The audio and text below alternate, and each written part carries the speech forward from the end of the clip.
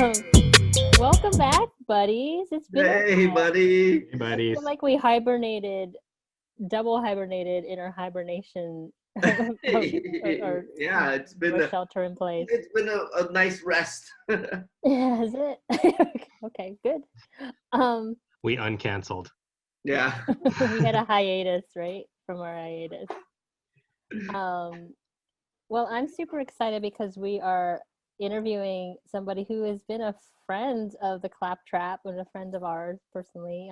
He's been a part of like our Bay Area comics community, but he's been a part of like various other communities like in Portland and now Montreal, and he has just come out with a new book with Oni Press called Titan, which is this really cool sci-fi graphic novel. All this stuff that's happening, like sort of like political unrest and two different factions, and and all these really strong characters in it. And but what's also exciting about Francois is that he's not just a cartoonist, he's like an illustrator, and he's done stuff for Paper Cutter and Study Group magazines, Soto's thing, but he's also like coordinated and organized all of these great community events and festivals. And I think he's helped so much with just like creating this huge community, not just like in the Bay Area, but also for pretty much wherever he goes. I feel like he has this he just brings this really great feeling of community of comics. And so I'm really excited to have him finally on the program. François Vigneault. Welcome to the program. Good. I'm good. I'm very happy to be here with you guys. Like in the green room before we all came out onto the stage and everything, we were talking about it. And Tian was mentioning that I have been doing a bunch of podcasts and stuff, but I really meant it when I said that. Like, you guys are like, I'm so excited to be on this show because I remember when this is like one of the, I don't know, like the first like friend podcast that got started way back in the day, and I feel like you guys have interviewed everybody. So like when I started kind of like contemplating where I could, I don't know, like pitch my comic to the masses, I was like, oh, maybe the Comics Claptrap. And I was really happy that you guys were doing these new video interviews and everything. So I'm honored to be here. I'm actually honored that he said that. What is how did this come about that you got this landed at Oni anyways? You just brought it up, so I thought I talk about it. Like, how did you get? Oh. Hey, can you just before that? Can you just describe the book for the audience? Yes. Yeah. Yes. It's like I'm like, wait, which dad do I listen to? Like, I don't like who's right? I would listen to Josh first. Well, but okay. Then Tin has a good question. I just thought it was a good segue. What's it called? It seemed like a follow-up question. Yeah. Yes. So my book, here it is. I have one here. Ooh, it's called Titan. I'm excited about this. It came out from Oni Press. Basically, it is a science fiction story. It's set about 200 years in the future. And it's a story about two people who are literally from different worlds, who have very different like points of view about their lives, who come from different classes, and even you might almost say like different people. Like one of the characters is a Titan. She's been genetically engineered, like all the people of Titan, to work on the moon of Titan. And so they're giants, they're like 8, 9, 10, 11 feet tall. And then they are the workers who are managed by a group of people from the Earth, the Terrans. And there's a lot of conflict between these two groups. And basically it's the story of two people who are caught up in the middle of that conflict. And there are a lot of kind of obvious parallels and maybe some not less obvious parallels that you can make to like history and to our world right now and things like that. But fundamentally, I think it's just like kind of a story about two people who are caught up in the course of history, but with laser guns and things like that. So it's fun. And how long? I feel like you were working on this. Like, was it from like sort of, was it in the Study Group magazine as a Yeah, that's right, and that connects back with Ken's question about how it ended up at Oni Press too. So it's perfect. It all comes full circle. See, that's why I'm here. I connect. But it's also been out. You also printed it as pamphlets, right? Pamphlet comics. Yeah. And who did that? Was that that was Study Group also that did that too. Okay. technically I did the very first issue myself with my old small press called Family Style way back in the day. Family Style. And then yeah, love that. And then yeah, well, we can get old school with you guys. Like I want to. Yeah. And so I did that originally through that. It was like my self-publishing thing, like my last little hurrah of self-publishing. And I was like, okay, I'm tired of doing this. I'm not going to do it anymore. Then I worked with Zach Soto at Study Group Comics. We did it both on the web and in these little pamphlets. And I did 5 of those issues. And then when I moved to Montreal, I was still at the very beginning of publishing those issues, even though I had 1 issue out. It took me about 5 years total to do the comic, but I had like 1 issue out, but it took like, I think 2 years or something for the second issue to come out. I had like a lot of writer's block and I was just like totally stuck. I didn't know what to do. I had a lot of like imposter syndrome or whatever. And then I moved here, and I specifically moved here for 3 months to kind of concentrate on, I was like, I'm going to do art, because I had like a little bit of money saved up and I was kind of going through an early midlife crisis. So I came to Montreal and spent a few months. I did the second issue, and then right around that time, Luc Bosset from a really cool press here called Edition Pow Pow, he was like, oh, hey, like this book's good. Will you do it in French with me here in Canada? I was like, sure, that sounds great. And so I finished the book, and it came out right after that in 2017 in French. So it was I worked with the translator, it was translated into French. And then like kind of the long process of like trying to sell it back into the United States happened, where I was like I was literally going to like all the different publishing houses and being like, hey, I have this great book, it's amazing. And they were like, maybe not exactly our cup of tea or what have you. And it pinged around a bunch of different places. And in the end, it was actually Hazel Neuvelant who picked it up. They were an editor at Lion Forge. And then, so that was like, Lion Forge was going to be the publisher of the comic. But then a couple months later, Lion Forge happened to like acquire or merge with Oni Press at the same time.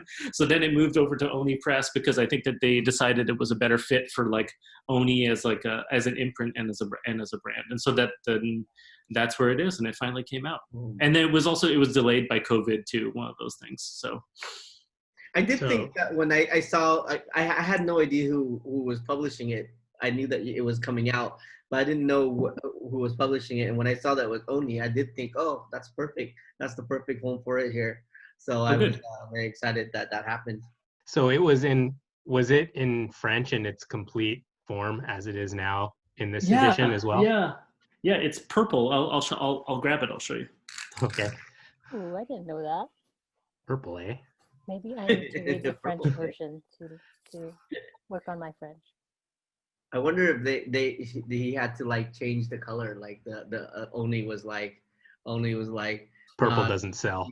Yeah. It was in the French version. Purple. We can't have purple.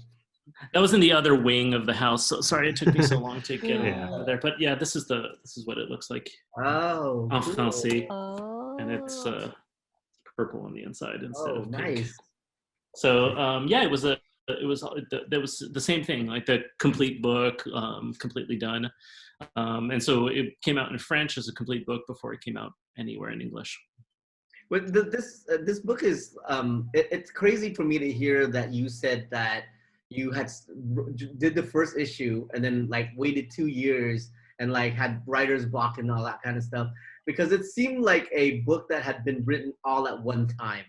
Oh, that's good. You know what I mean? Like when you read it, you're just like, oh crap, this foreshadowed this and this and this and this and this all connect. It kind of felt it to me as a bad writer, it feels weird that's like something that you could do, where you can like do it like almost like as a pamphlet, like monthly pamphlet, and yet still be able to connect everything. You know, like I would have thought that you did this all the writing first and then just, you know, took your time doing the drawing. But that's kind of crazy that's how it worked out.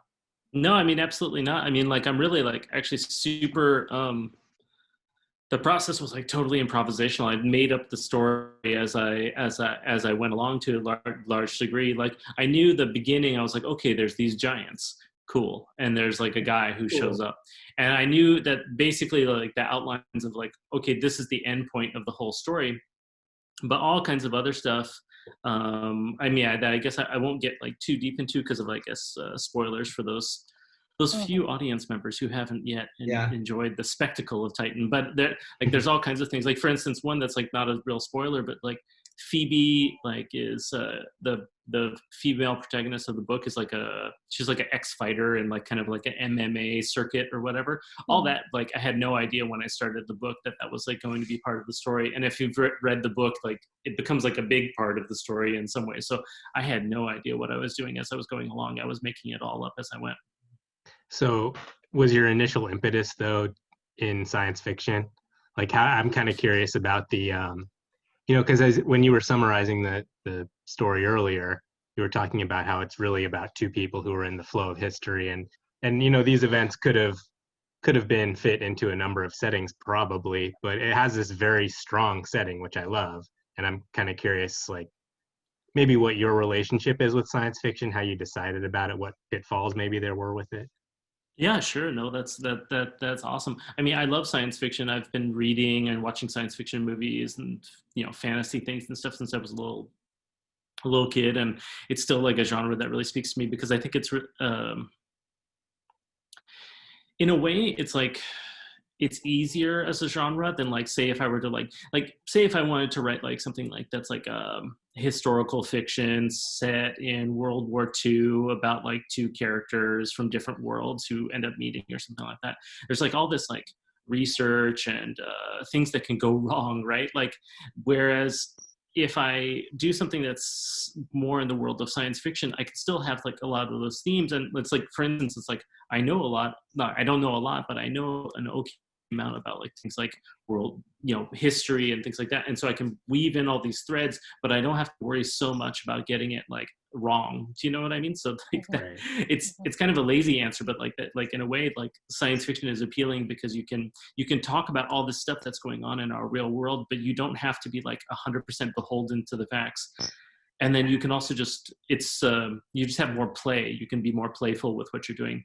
I mean, the other thing too is like the very first idea with Titan was just an almost dumb idea, which was just like, I was like, what if there were giant humans? And I just was like thinking about there being big people in the world. And so I didn't personally want to do like a fantasy novel type thing where there was like, it was the story of the trolls and the elves or something like that. Yeah. So instead I made it about, something that kind of makes some sort of sense. And so that was another reason it was kind of grounded in that genre for me.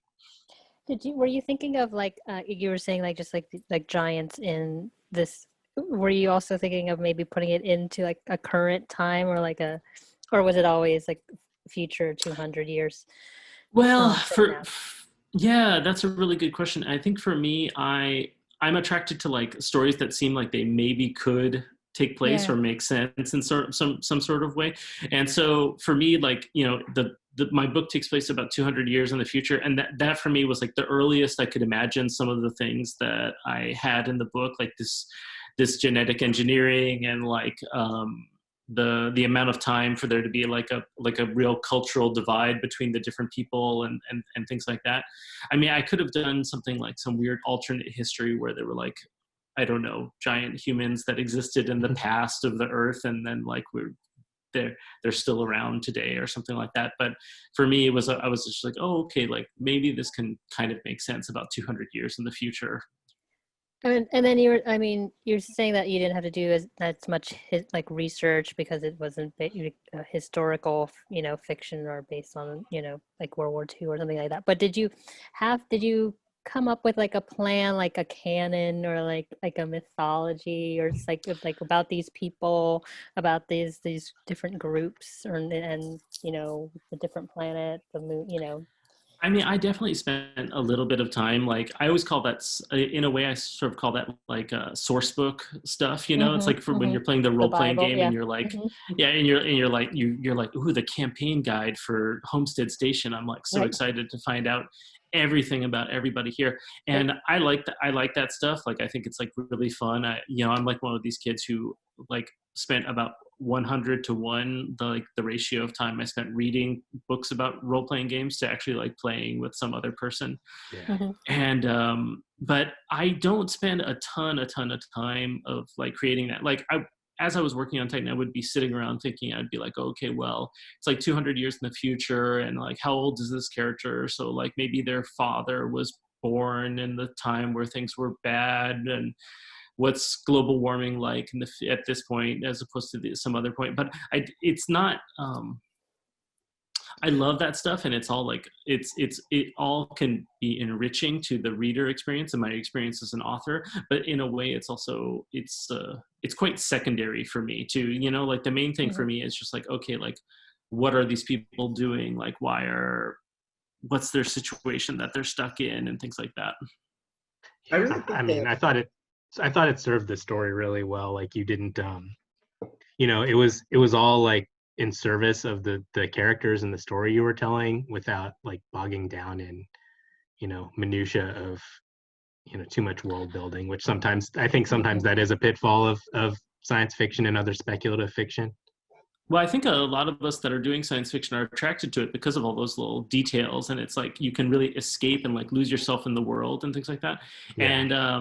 And it can be a trap that you can kind of get yourself into where you spend like years and years and years like working out all the details of like every family.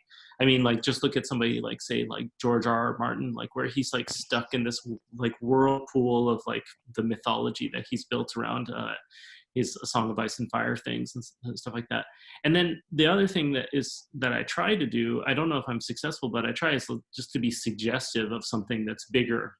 Right. Where you can be like, oh, here's this world, and you can give like these little notes, and then the reader does all the work for you in some ways. Like they can then imagine all kinds of potential things that like the background, the side stories, the characters, the history, and they can probably even do a better job than you can in like kind of like filling in all the holes of the fantasy.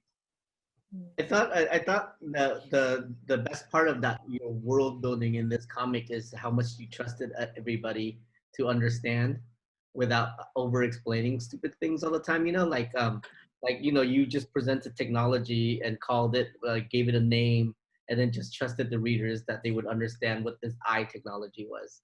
Without like go into like schematics and see eye technologies like this. And I thought that was really like you did that a lot of times where you were just like, oh yeah, these are called mixes and they're like the fights that the Titans have. And then you're just like, there it is, and then we just kind of have to like, and it's great.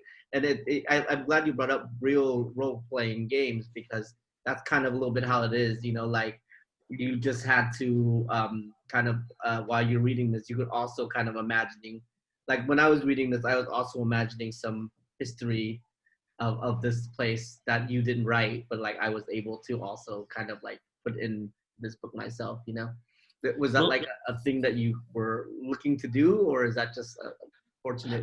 I think it's something that I've always been attracted to in art, and I think that it might even almost be the era that I grew up in, and that maybe you guys have this in common with me, but like I remember when I was like when I was a kid and I would go into the comic shop and I'd read like an issue of X-Men or something like that. There wasn't like a big book that told me everything about what was going on in X-Men and who all these characters were or anything like that. Mm-hmm. I just had to like kind of dive into the story and like figure it out, and you'd be like, okay, like so like Wolverine is like this, and like and like Psylocke is this person or whatever. And I don't know. I think that like a lot of, and like, you learn a lot of that stuff later. There's like the handbook for the Marvel universe or whatever, or your friends tell you all this stuff. But there's something to be said, especially like when I first was starting to read comics, I was just diving in and I didn't know what the heck this art form was. I didn't know who these characters were. And I like that. I like that sort of feeling of you just go into it and you don't know what's going on. Yeah, I really liked the way that you were just able to do that. I have another questions about how it took you like 2 years to do this. Is how did you have to go back and fix some of the art? Because one of the things, like as cartoonists, we know when you're working on a long project, as you're going, a lot of times you like your art changes, it gets better or it gets worse or whatever, and then you look back at your first issue and you're like, oh crap. Like, but in this book I didn't see that at all, and that's another reason why it's so surprising to me that it took you, and you took a break and all that kind of stuff, it took you this long to make, because it really seemed like you did it in one sitting. But yeah, I don't know if you had to go back and fix anything or anything like that. I 100% totally went back and fixed some stuff. I tried not to get too crazy about it, because like the world building trap, I think that's another trap that artists can get into, where they're like, oh, okay, well, I'm a better artist than I was when I started this project, so I have to redraw absolutely everything from this, and then like by the time you finish redrawing that, you're also like better than you were. So a couple times, like both when the French edition came out and then when the new edition from Oni came out, I gave myself like a very limited amount of time to do some redrawing.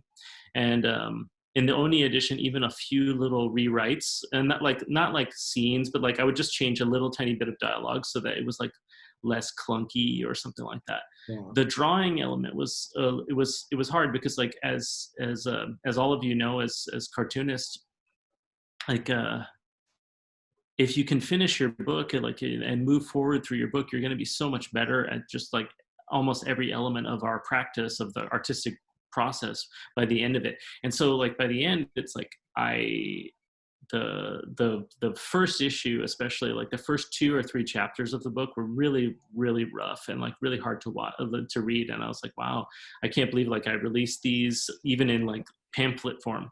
And so I did touch those up, but I didn't do I don't think I did a full redraw of any part of the book. I did, but I did a few little things. I added a couple pages at the very beginning of the book. The other thing that happened is that during the process of making this book, I switched from drawing analog, like India ink on a piece of paper, to drawing all digitally, and so that like totally transformed my process also. But I mean, my goal with drawing digitally is for it to look analog, if that makes sense. I don't want to make it look fancy or anything like that. I just want to make it look the same crappy way that my drawings on paper look. So I gave into the temptation. I think when I did the French book, I did give myself like 2 weeks to do a couple redraws, and then something similar with Oni. I did just a few pages to make it kind of smooth out. But still, there's still some like weird rough drawings in the first couple chapters where I'm like, oh, okay, like this is raw. But the audience usually doesn't really pick. I mean, you're definitely more sensitive to it than any reader is going to be. Yeah, exactly. I just wanted to know about the transition from analog to digital, and how was that transition, and why did you decide to do that? And do you feel like it's a better medium for you to work with? These guys love their iPads, and I'm starting to work on iPad too. I was just about to, I'm glad you answered the question, because I was about to ask you guys if you're working digitally or working on a piece of paper still, like in your own artistic practice. So Rena, it sounds like you do a little bit of drawing on paper still, but you're mostly drawing on paper, but you're experimenting, and the other guys have moved on. I do a little of both. For me, I like you, I put it off for, I mean, it's a while now that I've been working in just the digital space, but it was something I put off for the longest time, and I was always drawing on a piece of paper, and I realized that was like, I needed a gift. Like someone gave me like the cheapest, littlest bamboo tablet for my computer. And so I started drawing on that, and and I kind of had to force myself. I was like, okay, I'm just going to do it. I'm just going to like draw on this thing all the time. And I think that would be my advice to anyone who's kind of getting started. It's just like when you were a kid, you just have to do like 1,000 really bad drawings in this new medium in order to get any kind of facility or comfort in the space. Now that I'm more comfortable in it, I honestly, I think that the time for people to be drawing on a piece of paper in a commercial sense, like if it's like you want it to be your profession, is to like produce art, illustrations, produce comics or what have you. I think it's past, unless you are the kind of yeah, we need our air horn, our hot take air horn. That's a hot Yeah. take there, boss. We need to have like a ticker in the bottom. Francois colon. We gotta disable the comments. It's over. Disable the comments on this YouTube video. Ink on paper is over. It's dead. It's on the bottom of our screens. Oh, but explain yourself. Oh, well. So I was about to say that unless it's like the pleasure of the process for you is like drawing on a piece of paper, like, and I know many people, like, that's what they enjoy. They enjoy they enjoy the whole artistic practice of drawing, sketching, watercolor, oil paint, what have you, and they're coming at it from a kind of an artistic point of view, and that's great. Like, everyone should follow their artistic muse and do whatever they want. And what I mean when I say it's like as far as like being a commercial medium, it's just like, for instance, like I do illustrations for like little magazines and things like that, you know? And, you know, so if someone gives me a thing and they're like, hey, here's this illustration, it's $100. I'm like, cool, I'll do it. It's way too little, but I'm like, okay, maybe I'll still do it because I like this magazine or whatever. Now, if I were to do all my sketching, like, let's just imagine I do my sketching like on a piece of paper, and I do like my rough or like one or two roughs for the client. And then I scan or take photos of those roughs and then email those to the client. And then they get back to me and they like this one. And then I take that rough I did and then I draw like a real version of it. And maybe I do like my colors or what have you.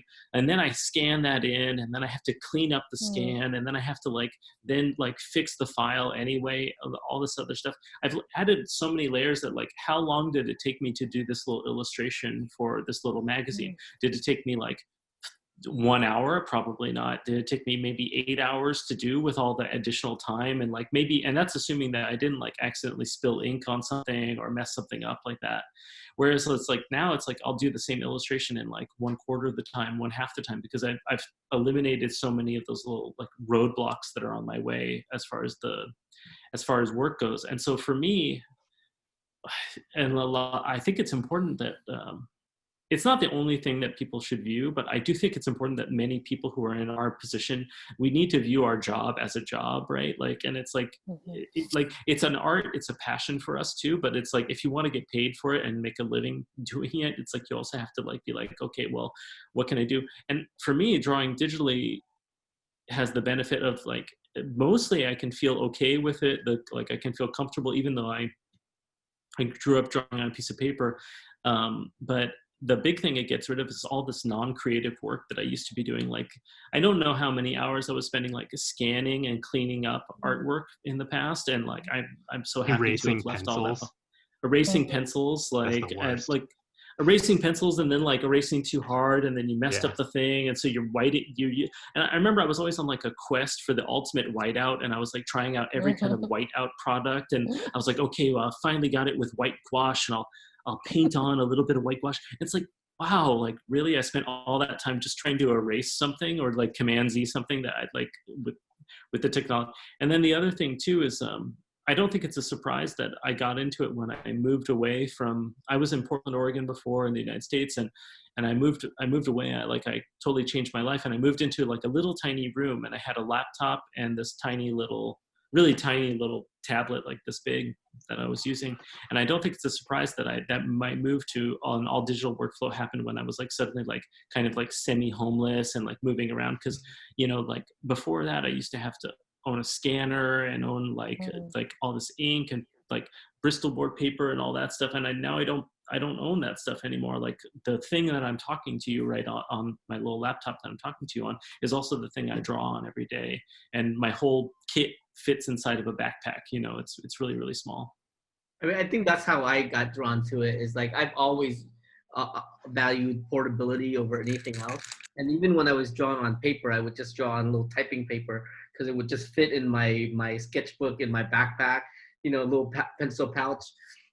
And I always wanted to draw with ink and stuff like that, because that's the Marvel way, right? You like read that book when you were a kid and you're like, like the Crow pins, the dip pins, and all that stuff. That's how they draw comics.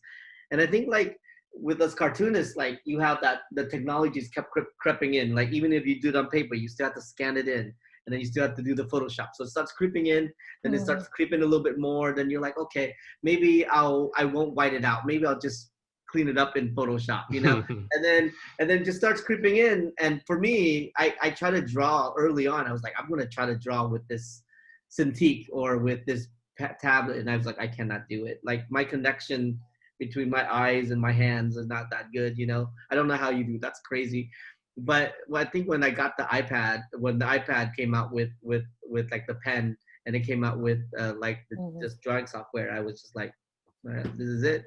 So I mean, I've seen it in person, and like it's just because I just haven't gotten around to buying an iPad. Yeah. I think the time that like it really came to me that I was like, oh, the technology is really like smooth now, is like I was sitting there, this French cartoonist Boulet, and he was doing some sketching, and he took like a bottle or something, right? And he like put it down on the paper and drew a circle with it, like on the thing, like the same way that I've drawn circles when I didn't have a compass, like my whole, you know, like my whole life, like drawing on a piece of paper. And I was like, oh, okay, this is really a really great technology. And so now it's like, even though I don't have it, I've been like proselytizing to people, even though I don't own this particular technology. I'm like, you should, like, for all of my friends who are like, oh, maybe I'm thinking about maybe doing some digital drawing, I don't like suggest that they go my route, although I think it's really good. Like right now I just draw on Photoshop, and I draw with a very inexpensive, like $100 tablet on my laptop. For me, it works really well. But my go-to for almost everybody who's like, oh, I'm thinking about doing this, I'm thinking about doing it, I was like, everybody I know who has like an iPad and an Apple Pencil and Procreate seems really, really happy. So I think you should just try that and then see where you go from there. For people like me, because it's like, in addition to being an illustrator, I also work as a graphic designer. So I really like that I work, like I'm like working in that kind of like domain of all of those like monolithic Adobe products, because like every day, because I draw my comics in Photoshop, I'm also like learning things about like how Photoshop works, how Illustrator works. Every day that I'm working, I'm learning like new kind of like keyboard commands and stuff like that. And it's I can tell like I'm doing some graphic design work for like graphic design and production work for Drawn and Quarterly right now, and like in the background, like as a side gig. And it's like I can just tell, like I'm like, wow, I'm like so much faster at doing things in Photoshop and InDesign and Illustrator than I was 5 years ago. And it's just because I use those programs every day. So I kind of like that everything's just blended for me. But you know, I don't know. I think people should. No one should feel forced to do it, but I think everyone should experiment with it. Like it's a tool like any other tool, and I think most people would be surprised by how natural it can end up feeling. But I just wanted to say I love your graphic design, because thank you. You know, ever since you did your minis, the family style minis, always had like the most amazing graphic design, and all the graphic design. Yeah, all the graphic designs that you've always done have always been pretty awesome. I was I was just gonna say also, like with the digital versus analog, I think we've all also had the experience of like hanging out or talking to a much younger cartoonist, and they and like explaining how we, you know, dip a piece of metal into a bottle of ink, and they look at you like you're, you know, from Mars. Although, I mean, that's the other thing, is like we've got, like, for people of a certain age like us, we've like got the best of both worlds, right? Because like we grew up in the old school world, and then like we hopefully theoretically can catch up with the kids with what they're doing right now. But I love that. Like it's like, you know, it's like when I was in high school, I was like on the yearbook or both the yearbook and the newspaper, and it's like I remember we did our like layout, like our graphic design layout with like pieces of tape to like put the little line, and we were like pasting up all the columns of the newspaper. And it was so antiquarian even then back in the 90s, but I love that I learned it that way, and I have like that connection with the old school stuff, you know, like it's the same with all the pens and ink and everything like that. I was sorry, this probably wasn't on screen, but I was flashing old minis of, I went digging in the archives and for old minis by you, and which I like to do when we're interviewing friends who we've known for a while. just to look at how their art has changed over time. And Titan has a really, I love the art for it. First of all, it's got a really clean, with like lots of contrast look to it, but it's not so clean that like, there's still lots of organic texture that makes it feel really like a lived in place, like a real place. And I'm wondering how you arrived at the drawing style you used for the book. Was it just, as you change tools, the progress you make, where you arrived, or was there conscious thought? Because like another thing about it is it really evokes like vintage, like protest and propaganda sort of art, which is really appropriate given the revolutionary nature of the story. And so, yeah, I'm kind of just curious about the process of how you decided to draw it in this way. Like, was it very conscious, or was it a bit more natural? I love that idea, and actually, honestly, I've never actually thought about it that way. But I can totally see the connection with like like old poster art and like the Black Panthers, like the communist propaganda, all that stuff. It all totally makes sense. I've really honestly never thought about that before. I think that's a really interesting way to think about it. Like as far as the style, well, I mean, like at the top level, there's like the sort of like spot color duotone kind of look. Like the whole book is in this pink. Well, in the mini comics, I did a couple different colors, but in the Oni edition, it's pink and black and white. And I don't know. I've always been really attracted to. I guess this goes back to analog sort of things. It's like, but I've been attracted to printmaking, screen printing, letterpress printing. I loved the way that those looked. And I mean, they were even there was a lot of stuff that was printed that way even when I was a kid, like the penny saver, or like the local newspaper would be like black, but then it would have a little bit of like some yellow spot color in it or something like that. And that was just an economics thing. Came from the time before like full color printing was affordable, before we were on screens at all times, where everything like it costs the same amount to like make your thing be in multiple colors as it does to make it in two. And for some reason it was always attractive to me. And when I was considering launching Titan, I was considering launching it as a print publication. I was like, well, for me, it's like, I'm not one of these artists who is like so amazing at like doing like these beautiful feathered shading or cross hatching, or like all the little details that like some of these real genius cartoonists can put into their work. I'm like pretty simple like in the kind of line work that I'm doing, but I want there to be a little bit of additional richness, a little bit of additional depth and something like that.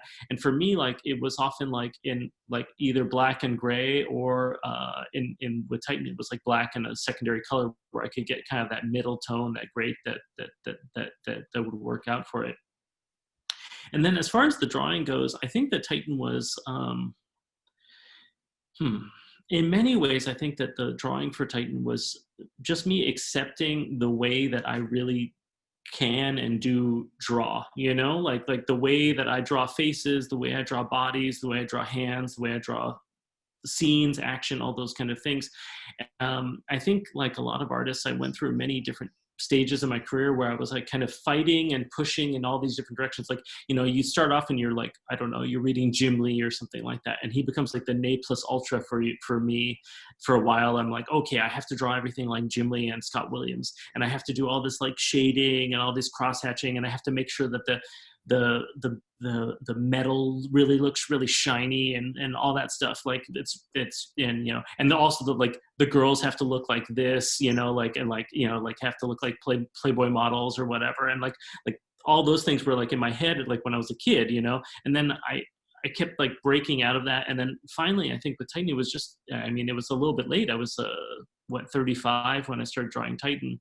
And but I was just like, oh, okay, like this is how I draw. Like if I'm being like natural and true to myself in the basic way I draw is kind of how I drew Titan. Like it's a little cartoony, it's a little like, it has a little bit of like, I don't know, maybe a little bit of like that bande dessinée influence, but also it's like influenced by like superhero comics and things like that.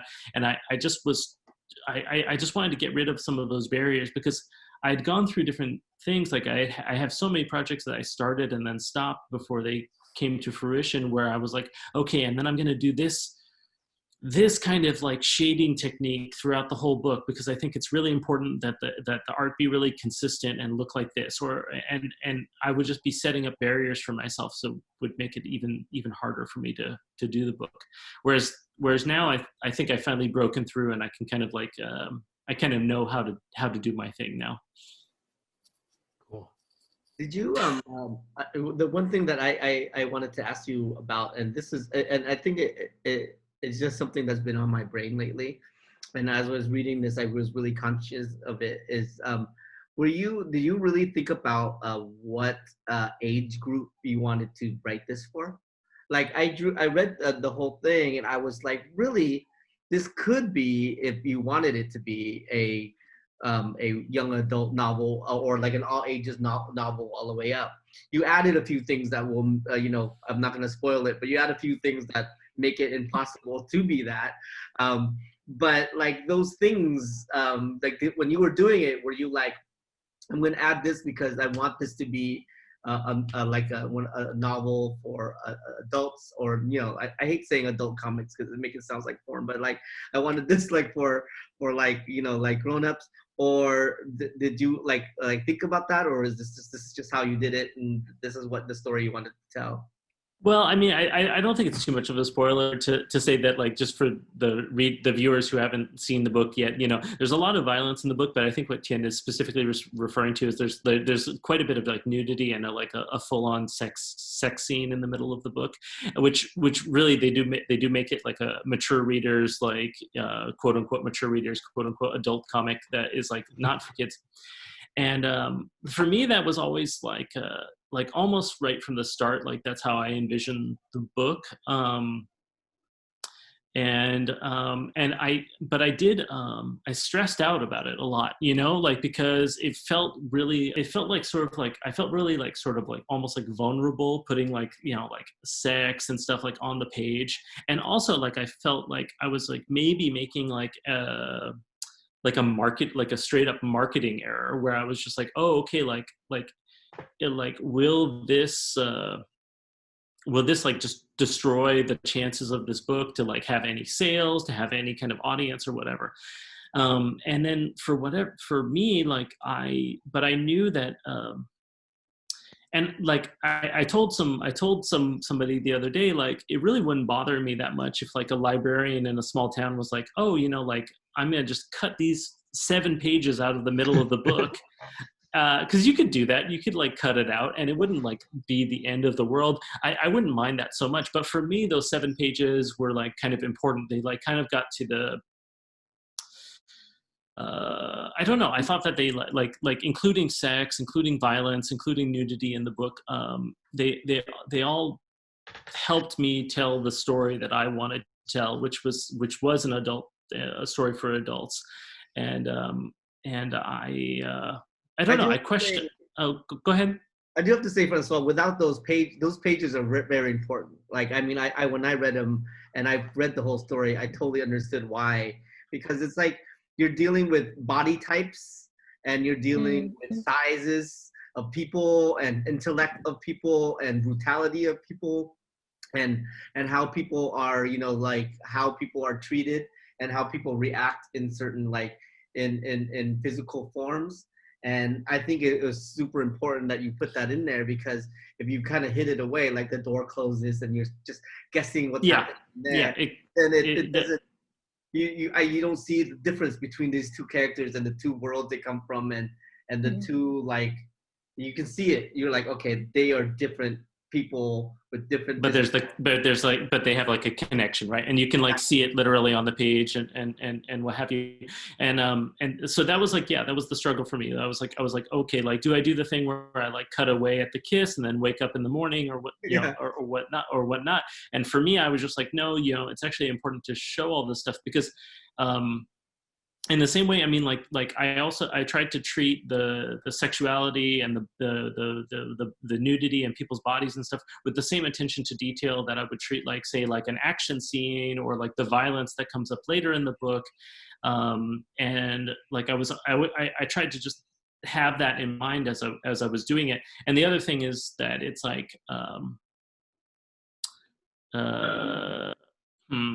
I think that just like sometimes when you avoid talking about that sort of stuff, or you avoid showing it, it's sort of like schizophrenic, you know, like we have like this famous like schizophrenic nature in American cinema and American media, right, where it's like you can like show someone's like head getting cut off and like their heart getting pulled out, and the people are like, oh, PG, like totally, like this is for all children. But if you if you were to show like a woman's breast, it would be rated R right away. And if you were if you were ever to show like a man's penis in a movie, you're like, whoa, what a radical crazy thing that they did. And all those things that like, because for me, I mean, like, it's obviously like, I obviously grew up on like kind of weird American entertainment, violent entertainment, you know, and there's plenty of violence and action in Titan, but I also think it's important to like pay homage to, I don't know, that this other thing that occupies many of our brains much of the time. Yeah, I just think the gravity of everything that's happening would have been totally lessened if you had pulled back on any of that. Like, especially the violence at the end, like if you pulled back on that violence, the gravity of the situation, how dire, how much, the importance of what is happening would have been lowered, because you're like, oh yeah, these guys aren't really, you know what I mean? I felt like, I mean, that's like one of those things that like that came out as like in the weird improvisational way that I didn't even have any control over it either. You know, it's like halfway through the book, I realized that there was this weird theme of like people dressing and undressing. Like people were always like putting clothes on or taking clothes off. And there's like something about the body and like the way that the body is presented to the viewer and to each other, and like damaged bodies. Some of the bodies are very, very damaged at certain points in the book. And I realized that was all like a subconscious theme and it wove together like the sex and violence and all those things. And I guess in some ways that like kind of speaks to the fact that we like all of us as creators, we all have to follow our energy, like wherever it's going to go. You know, that sounds really hippie-ish, but like, you know what I mean? Like, yeah, I really love your choice of color. You talked a little bit about the spot color already, but I just really wanted to kind of say there are parts where like you use the spot color so well, like where like there's a scene that's not necessarily like a flashback, but it's like a different type of scene, and you like take out all the black lines and it's just all pink lines. Beautiful. And you're like the word balloons being red sometimes, being white sometimes, being black. Beautiful. And it's just like, I know that takes a lot of work, because you're like, oh, I got a letter in white and now I got a letter in black, you know, but it's that attention to detail that makes the comic look so lush. I love that. Putting these scenes that not hoping, like saying that it's not just for sake of like kind of gratuitous whatever violence or, you know, sexuality. I feel like one of the reasons why it's also important to have in the book or to show is that kind of that human aspect, because you were talking about how the Titans are these man-made creations, right? And so just like, you know, having them do the most like sort of most human acts of like, you know, either violence or like, you know, expressing love and showing that, I think is important. Well, that's like if I had like twice as much room and twice as much time, I would have just no, I don't even know if any other things would have happened. Like the plot, there wouldn't be any more plot that happened in the book if I had like twice as much time. But if there was twice as much time, I would just be like, I don't know, like Titans taking their kids to daycare, but when they go work in the mine or something like that, you know, or like security guards, like commiserating about how crappy their job is and how much they hate the Titans or whatever, you know, because I would love to spend that's the only thing I would spend more time on, is just the human interactions between people. But when you were creating or like writing the story, or actually even thinking of like the overall design of it, or just maybe even just the tone of it, were you thinking of like different genres in cinema, like, you know, 60s sci-fi, you know, sort of that, you know, kind of sexualized, I don't know. Did you ever think of those of different? No. I mean, I was going to say, or you know, just like because there's, or like even like, you know, westerns. Like there's this like tone at the like the way that they talk to each other, and has this sort of like Wild West type of feel to it. Oh, that's good. I hadn't thought of that, but I love that concept, and that totally works for me if that vibe came across. Yeah. I'm ready. But I mean, definitely, I would say I almost feel embarrassed about this sometimes, but I feel like cinema, it was maybe as much or more of an influence on the way I was telling the story and drawing the story than comics were.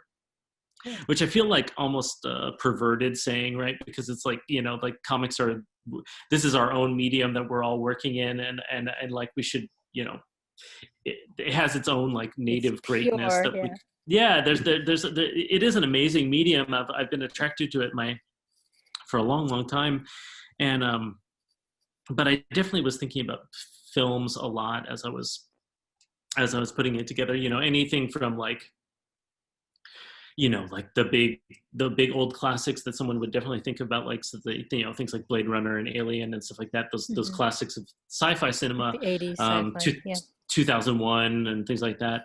But there's even like, you know, like the very first scene where you see Phoebe and she gets out of the spacesuit is totally an homage to Barbarella, like, and is meant to be like, you know, like, but through a different lens, right? Like it's like I love Barbarella. I remember I watched it. I didn't watch it when I was a kid. I watched it like as an adult, and I was like, oh my God, this movie is amazing. I can't believe that. Like, it's so up my alley. It's like, it's totally perfect.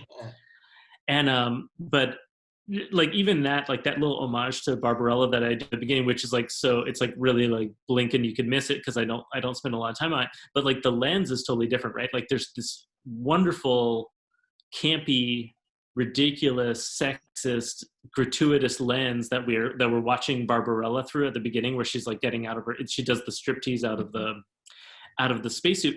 And I just wanted to focalize the same sort of lens, but in a very realist, down-to-earth fashion, where like the person who's getting out of the spacesuit, the viewer, like the viewer, but there's also a viewer in the male gaze of Joao is like watching her get out of the spacesuit, and he's probably actually having like some of the same kind of thoughts that you might have about like Barbarella getting out of her spacesuit. But I wanted to present it all in like a kind of a more down-to-earth and like kind of realist vein. Another filmmaker who is like not really working in the sci-fi realm at all, but a couple times, but who definitely had like influences, Steven Soderbergh. I really like his work, and there's a few movies by him. One that's just like weird and ridiculous and like almost a side note is this movie called Out of Sight with George Clooney and Jennifer Lopez. And I like yeah. I love that movie, and I like, and like, so things like that were definitely like in my mind when I was approaching Titan. Is like, I really wanted it to be genre entertainment of like the kind that I really like. I really like crime movies and sci-fi movies, especially like kind of like down to earth sort of things. But I liked when they are connecting with or commenting on or reflecting social or economic or political things too. And I think hopefully you can have your cake and eat it too. And that's what I was trying to do. I was trying to kind of do a page turner that was also like a political screed at the same time. So yeah, definitely movies were definitely on my mind when I was doing that. I think that's one of the things that I got when I was reading this coming across was that like, I was a little jealous of you because like I always get into things and then like I want to do a comic about MMA because I got into MMA fighting for a little bit or something, or I want to do a comic about music and then I can never put that together. Like I can never put all my interest into like a coherent story. And when I was reading this, I was like, oh, François kind of put all the things that he's like really into a book, you know, like the chapters being songs and the music aspect and the vinyl and all that kind of cool things that I don't know if you're into or not, but like it's all these neat things put together into one like very cohesive and beautiful book. And I thought that was like it was almost like when you read it, you can be like, oh, this is what's in François' brain, you know, and it's nice. And just before we run here, I just wanted to ask about the chapter title. Like they're all songs at the end. You like, this is the playlist for this song, for this book.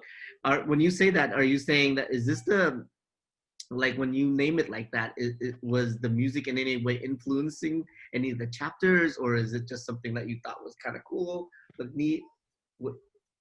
No, I mean, it definitely influenced it back and forth. Like I hit on that idea that the two main characters were going to like what they call folk music, which is all the music from the 20th and 21st century, basically. So everything like rap and blues and rock music, and it's all like one kind of music. In the same way that like you and I might like talk about like Bach and Debussy as being like one kind of classical music, even though I think there's 200 or 300 years between those two different gentlemen.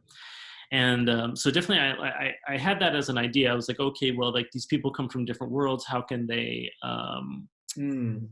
find a way to connect with each other, right? Because I myself have like often connected with people where you like end up talking about music, or you end up going to concerts or listening to music with each other, or that there's that thing where you like, whatever, you make the mixtape or you listen to an album, you all that kind of stuff. So I was trying to connect with that, and I thought that was an interesting way. And then for me, the naming the chapters after the song titles, it was really it was quite helpful actually, like from a creative point of view, because I would sit around and I would think, okay, well, how am I supposed to? Oh yeah, does not agree. Sorry, that's my cat. I would think, okay, like how am I supposed to like get across or what's supposed to happen in this chapter? And I would oftentimes be thinking like, okay, well, like what can I do with the title that the title can reflect or turn around or do something interesting with the theme or with the subject of the story is going to be. And it definitely did, like I would sit around and there was many times like during the process of creating the book where I would sit around and I'd be like, okay, like what I would brainstorm with myself, like what can the title of this chapter be? And I would like list off a bunch of different just song titles for myself, and then I finally end up on one. I would be like, oh, okay, this one's good because it has like these themes of like, there's like the top level theme of say like there's a chapter called life during wartime which is named after the Talking Heads song. And I was like, okay, this is great because like at the very top level it's like life during wartime. It said it like there's the first degree, it works all across the board. And then secondly, there's all this like weird themes and suggestions of like paranoia and like things not being what they seem, and like subterfuge and like clandestine movement that's all built into the lyrics of that song. And so by suggesting the title of it, I could kind of like pull in these lyrics if the reader were to ever look it up, and then then it adds like these other layers to the chapter, hopefully. And that happened a couple times, and so it was really helpful to me as a writer. I got to steal ideas basically from other people. When I think of François, this cartoonist that I know, I think of community and organizing the community, because like how I think probably how we all met you is you were the guy who was organizing the SF Zine Fest. I think the whole time I've known you, you've always been pretty active in terms of like supporting other artists and organizing events and being really inclusive with the community. So I was just curious, it's been a while since we've lived in the same community, like what role that still had. I mean, I it's like one of those things where I can never resist it. I always like end up getting back involved in like another thing like that, like you said, like when we were living in the Bay Area, I like was helping to run the San Francisco Zine Fest for like 6 years. And at the end of that, I was like really tired. I was like, okay, yeah, it was 6 years that like that was running it. It's crazy.